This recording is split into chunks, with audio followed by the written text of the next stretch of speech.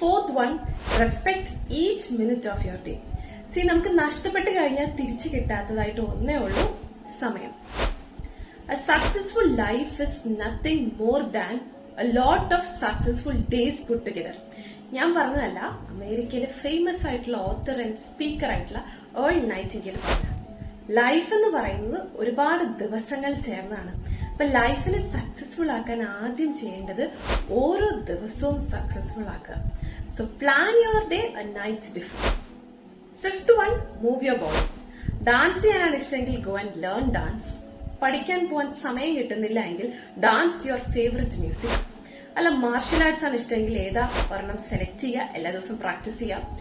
അല്ലെങ്കിൽ ജിമ്മിൽ പോവുക, ഓർ ഫേവറേറ്റ് ആയിട്ടുള്ള ഔട്ട്ഡോർ ഗെയിം കളിക്കുക. അപ്പൊ ഏതെങ്കിലും ഒരു ഫിസിക്കൽ ആക്ടിവിറ്റി സെലക്ട് ചെയ്യുക. അതിനുവേണ്ടി നമ്മൾ എല്ലാ ദിവസവും കുറച്ച് സമയം സ്പെൻഡ് ചെയ്യുക. ഈ ചെക്ക് ലിസ്റ്റ് ടിക്ക് ചെയ്താൽ പോരാ, ഇഫക്റ്റീവ് ആയിട്ട് ചെയ്യണം. അതുകൊണ്ടാണ് ഇഷ്ടമുള്ള ആക്ടിവിറ്റി എന്ന് പറയുന്നത്. സോ ഇഫക്റ്റീവ് ആണോ ഇല്ലയോ എന്ന് അറിയാനുള്ള ഒരു ചെക്കാണ് you should sweat at the end.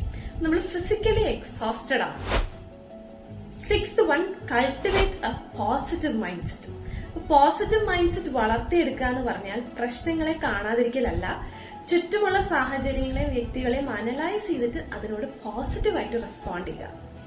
Remember, your vibe attracts your tribe.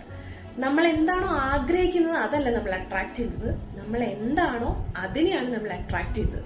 So to attract positivity, be positive.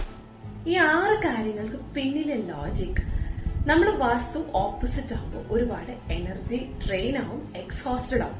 ഈ 6 കാര്യങ്ങൾ ചെയ്യാൻ ഈസി അല്ല, ഒരുപാട് എഫേർട്ട് വേണം, നമ്മൾ എക്സോസ്റ്റഡ് ആവും.